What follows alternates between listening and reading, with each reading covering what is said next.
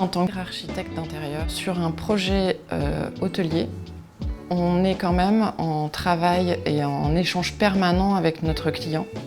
Et donc nous, l'objectif de notre métier, c'est de réussir à faire en sorte que le produit soit le plus rapprochant possible de ce que l'on souhaite, mais aussi de répondre à ses attentes de budget et de temps. Donc c'est en général vraiment un échange et un arbitrage que l'on fait avec nos clients. Le métier d'AMO, pour nous, c'est un métier de facilitateur entre le maître d'ouvrage et les autres intervenants à l'acte de construire. En fait, nous, on est aussi un peu orchestre de tous ces gens-là, c'est-à-dire les architectes, les bureaux d'études, puis ensuite les entreprises. Et donc, c'est nous qui coordonnons l'ensemble des interventions. Et en fait, on a aussi un rôle de traducteur, je dirais. Parce que bien souvent, l'hôtelier veut atteindre un certain objectif, et il faut être sûr que tout le monde le partage, ce qui n'est pas toujours le cas. On a fait plein de projets, aussi bien en AMO qu'en achat, FF&I, et puis des projets extrêmement variés, aussi bien des petits hôtels ou des hôtels, disons, économiques mais très ambitieux, jusqu'au Palace, aussi bien à Paris qu'aux îles Moustiques, aussi bien un 20 chambres qu'un IGH. Avec ce panel si large, ça nous permet de rencontrer plein de professionnels, plein de situations, et à chaque fois on apprend. En tant que financier, on est sollicité par les banques déjà ou les promoteurs qui nous amènent des projets de développement, de travaux, par aussi des brokers pour des rachats de sites existants. Je suis hôtelier. Je fais ce métier depuis 15 ans. J'ai lancé mon premier hôtel dans le 14e à 25 ans. Nous voyons arriver aujourd'hui des nouveaux investisseurs. Je pense à un groupe, Stéphane Courbis par exemple, qui vient absolument pas du monde de l'hôtellerie, qui s'est un peu spécialisé, qui rentrait dedans pour créer des lieux de vie, des lieux d'expérience. Nous faisions des hôtels pour loger des gens, éventuellement les nourrir, mais c'était assez basique. Ça nous force à nous renouveler, à nous réinventer quelque part, et c'est plutôt positif.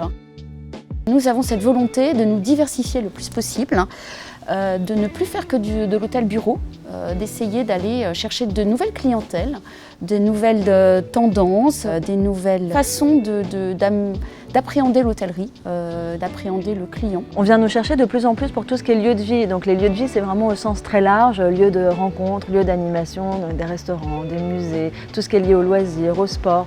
Et nous, on constitue des dream teams pour ça, c'est-à-dire l'architecte d'intérieur et tous les autres, et justement pour réfléchir à ce que ça pourrait être en fonction du maître d'ouvrage, en fonction du lieu qu'il veut créer. L'hôtellerie, parce que finalement, ça synthétise énormément de choses que d'autres veulent retrouver, c'est-à-dire à la fois on vient se restaurer, on vient entre amis, on vient travailler, on vient dormir, on vient s'inspirer énormément. Suivant les lieux, on vient aussi apprendre presque, on vient voir du beau d'une certaine façon, en tout cas nous les hôtels qu'on a la chance de faire, les lieux qu'on a la chance de faire.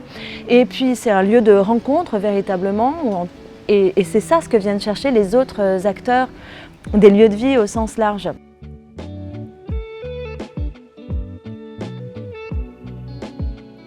Ce qui m'intéresse en fait, c'est tous les fabricants qui sont clairement plus importants ou aussi importants que l'architecte, le designer et tout ça. Parce que ces gens-là vont nous rassurer en fait, sur des budgets, sur des plannings, sur des façons de faire ou de ne pas faire. Ils vont nous conseiller. Et en fait, le fabricant a une vraie expertise. Je considère qu'il n'est pas là que pour fabriquer un meuble. Il est là pour nous aider à fabriquer et pour réaliser au mieux, dans le meilleur délai, ce meuble. Et on se rend compte que les agenceurs français sont au même prix ou un tout petit peu plus élevé de temps en temps. Quand on doit être rassuré sur des délais, la balance arrive vraiment chez les fabricants français parce qu'en fait, pour le même boulot ou mieux, on va dire, on est plus rassuré parce qu'on sait que les usines sont en France, donc il n'y a aucune raison d'aller voir ailleurs. J'ai tendance à rechercher des fabricants, des fournisseurs, des agenceurs qui sont plutôt basés en France, idéalement. On a tendance plutôt à passer par des agenceurs qui ont cette spécialisation en hôtellerie, parce qu'ils savent faire, ils savent utiliser ou nous conseiller sur les produits qui seront le plus pérennes possible. On n'est pas là pour faire du jetable, on est là pour faire du pérenne, surtout dans notre groupe où on a une vision très patrimoniale, on investit sur du long terme. Je dirais qu'en général, quand j'attaque un projet, je réfléchis en même temps au projet et au dessin des meubles et en fonction de l'entreprise que potentiellement je vais missionner sur le projet. J'ai besoin de savoir tout de suite, au moment même où je dessine, avec qui je vais pouvoir travailler et si potentiellement je pense qu'ils vont pouvoir répondre dans les temps. Et c'est vrai que ça influe énormément le type de mobilier qu'on va dessiner. Je pense que ça donne surtout une carte supplémentaire à l'architecte d'intérieur qui va être de réfléchir à l'usage et de réfléchir à la programmation de l'hôtel. Et de ne pas seulement s'appliquer à la décoration et à l'aménagement, mais aussi à avoir une réflexion sur la façon dont les clients vont vivre le lieu.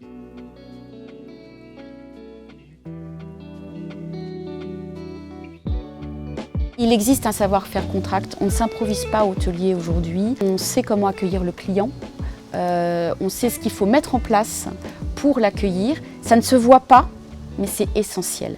Un acteur extérieur qui arrive dans ce domaine en se disant « chouette, je vais faire un hôtel, il va être le plus beau du monde » et s'il ne sait pas comment faire marcher un hôtel, il peut vite se casser les dents. On sait comment accueillir le client, gérer le client d'un point de vue opérationnel, fabriquer un bar, l'équiper de façon correcte, équiper une cuisine, l'équipement en chambre, la façon dont on gère les chambres. Voilà, ça on est sachant. On est sachant aussi en produits, en termes de qualité, de produits à utiliser. Je travaille essentiellement avec des architectes qui ont déjà fait de l'hôtellerie. Je peux en challenger des nouveaux, ce que je suis en train de faire avec une décoratrice assez connue aujourd'hui, qui a peu fait d'hôtellerie, mais c'est à moi de la guider et de l'amener à l'hôtellerie.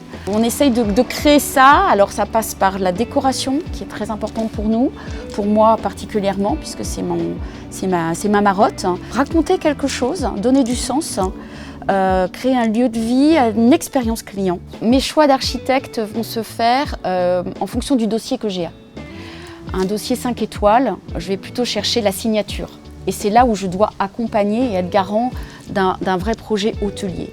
Un projet 3 ou 4 étoiles, je fais appel à des architectes qui font plus du contract. Et c'est ça qui est génial, c'est que comme on travaille avec plein de ces acteurs, eh bien on apprend à chaque fois de l'un pour aller dans l'autre. Et il y a plein de créativité en permanence. C'est ça qui est super aussi. Donc plein de nouvelles choses à inventer, à transposer dans des nouveaux sites, ce qui font qu'on doit se poser des questions quand même un peu différemment. Et c'est vraiment génial.